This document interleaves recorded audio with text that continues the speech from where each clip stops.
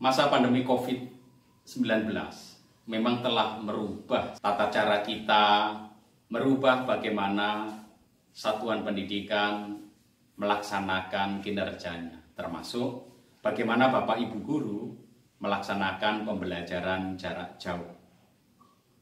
Saat ini kita melihat perkembangan baik bahwa Bapak Ibu guru sudah bisa mulai mempergunakan aplikasi-aplikasi untuk pembelajaran jarak jauh yang dulu mungkin hanya mengenal, sekarang sudah mulai melaksanakannya.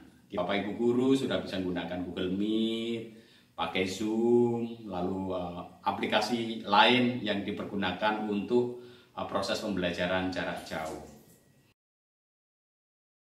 PJJ selalu berkaitan dengan pemanfaatan teknologi untuk pendidikan.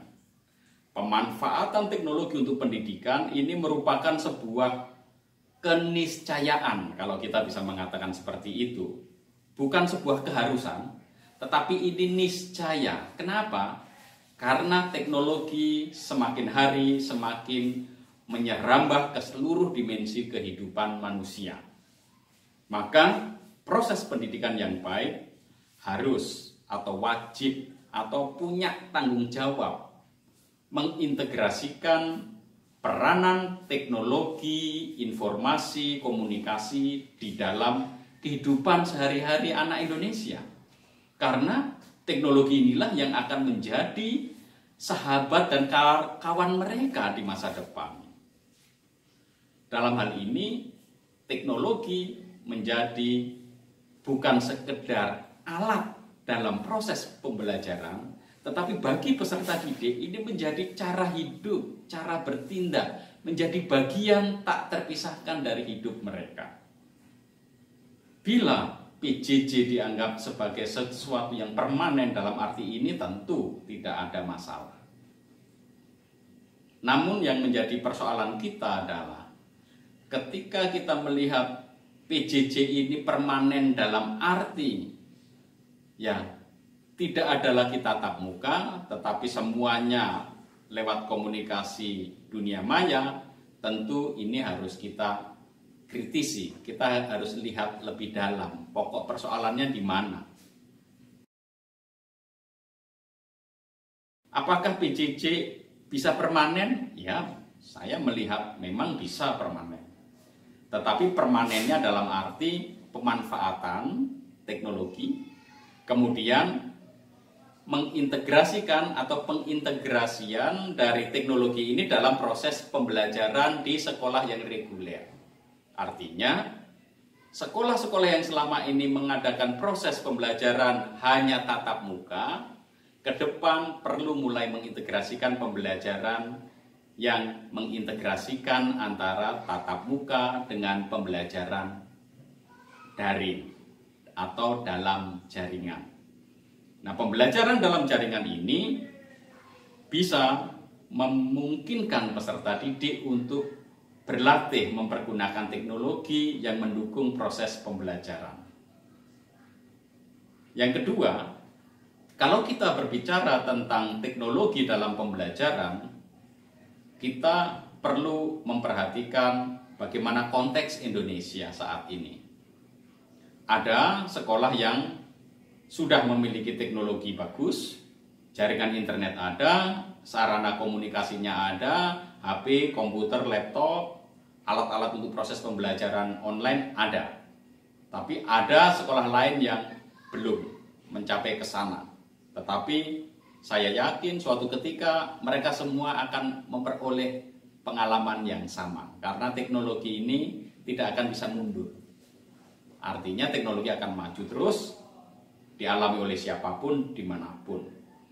Yang menarik bagi saya dalam pemikiran Mas Nadiem ini adalah dalam konteks permanen itu tidak ada lagi tatap muka. Nah, ini yang menarik untuk dibicarakan. Karena apa? Apakah memang benar pendidikan itu tidak ada unsur tatap mukanya? Atau kita bisa mengatakan tatap muka dalam pendidikan bisa diganti dengan tatap muka lewat dunia maya.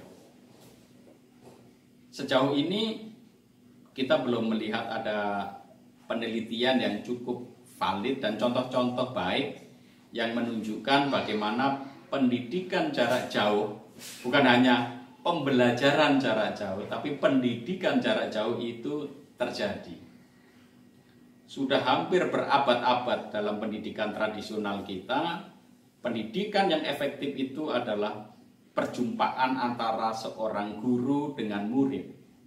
Pendidikan itu selalu merupakan relasi antara guru dan murid. Dan relasi ini nggak bisa long distance. Artinya relasi ini harus menjadi relasi yang dekat, menginspirasi. Maka perjumpaan ini menjadi sangat-sangat fundamental, menjadi dasar fundament dari pengalaman belajar. Apalagi di tengah situasi yang semakin kompleks, tidak cukup bila seorang guru hanya mendampingi seorang siswa secara personal. Butuh bagaimana mereka bekerja sama, berkolaborasi dalam komunitas. Nah, proses pendidikan yang seperti ini itu sudah terjadi sejak zaman dulu sampai sekarang. Dan proses pendidikan ini lebih efektif karena sudah melahirkan banyak orang besar melalui proses pendidikan yang sifatnya tatap muka. Memang pendidikan jarak jauh melalui dunia maya bisa menggantikan sesuatu hal yang kurang ketika ada keterbatasan lingkungan atau keterbatasan sarana prasarana yang ada di daerah. Tetapi proses pendidikan itu membutuhkan suasana yang normal, suasana keseharian di mana guru, murid, dan antar murid bisa saling bertemu. Karena disitulah sebenarnya proses pendidikan itu lebih otentik terjadi. Sahabat pendidikan karakter dimanapun Anda berada, saya yakin bahwa PJJ permanen itu bisa terjadi hanya dalam konteks tadi, penggabungan interaksi satu sama lain, penggabungan antara online dan offline, daring dan luring, dan tetap akan semakin kuat ketika ditambah dengan tadi tatap muka, pertemuan itu tetap menjadi bagian fundamental dari proses pendidikan. Proses pendidikan tidak bisa diwakilkan pada alat-alat, karena pendidikan terkait dengan nilai-nilai. Nah, sekarang kita coba berpikir, kalau kita berpikir ke depan, kira-kira bisa nggak ya proses pendidikan jarak jauh itu dipermanenkan dalam arti penuh? Tidak ada tatap muka antara guru dan siswa seperti yang terjadi dalam proses pendidikan tradisional. Menurut saya hal ini bisa terjadi, tetapi hanya untuk tujuan-tujuan tertentu. Misalkan untuk proses pembelajaran tertentu. Saat ini sudah ada. Jadi proses pembelajarannya berupa keterampilan atau kompetensi-kompetensi tertentu yang ditawarkan oleh banyak lembaga. Kompetensi-kompetensi khusus ini bisa ditawarkan secara online dan kemudian bisa diakses, dievaluasi, dan diberi penilaian. Tetapi ini hanya bisa menjadi proses pendidikan yang khusus, yang sifatnya terbatas, dan hanya memberikan sertifikasi pada pengetahuan atau keterampilan tertentu saja yang ditawarkan secara jarak jauh. Namun untuk misalkan sekolah reguler berubah menjadi sekolah jarak jauh, jadi misalkan nih sebuah keluarga memutuskan anaknya tidak usah pergi ke sekolah, tapi dia akan mulai menjalani pendidikan semuanya secara daring. SD, SMP, SMA semuanya secara daring. Saya rasa hal seperti ini masih jauh dari bayangan kita. Memang kalau secara online penuh, kemungkinannya saya rasa masih sangat-sangat kecil. Tetapi dalam keadaan tertentu karena ada kebutuhan, maka bisa jadi pembelajaran secara online ini bisa diberikan, tetapi hanya untuk beberapa satuan pendidikan yang memang diperuntukkan untuk melayani anak-anak yang memang tidak terjangkau. anak-anak yang di kepulauan terluar, terjauh, atau anak-anak Indonesia yang di luar negeri, yang di sana tidak ada sekolah Indonesianya, bisa jadi mereka melakukan pembelajaran daring secara penuh. Tetapi kita harus ingat, harus ada tambahan khusus untuk memperkaya pengalaman mereka dalam menjalani pembelajaran demi pembelajaran. Bila tidak, ya tentu yang diperoleh hanya akan berupa pengetahuan semata-mata, tapi kurang ada perjumpaan yang personal dengan guru yang menjadi bagian penting di dalam proses pembelajaran. Jadi, apa kesimpulan kita?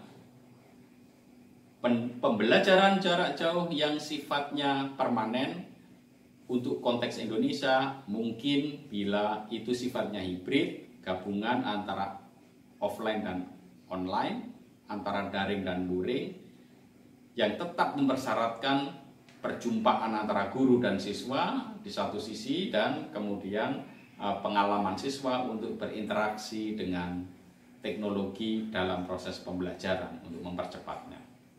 Namun untuk pembelajaran jarak jauh yang sifatnya penuh semuanya online, saya rasa kita perlu memikirkannya kembali berdasarkan data-data dan hasil kajian kita yang baik, sehingga kebijakan yang diambil sungguh-sungguh punya dasar dan bisa dipertanggungjawabkan, karena kita yakin ke depan seluruh anak Indonesia harus memiliki akses pendidikan.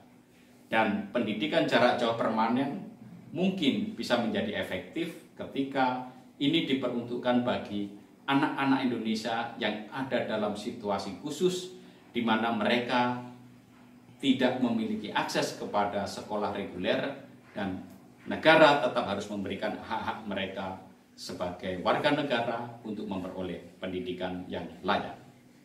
Demikian catatan dan analisis pendidikan saya untuk minggu ini. Kita akan berjumpa lagi minggu depan dalam analisis dan catatan pendidikan Doni Kusuma di channel ini, Pendidikan Karakter Utuh. Jangan lupa like dan subscribe. Sampai jumpa. Salam pendidikan karakter.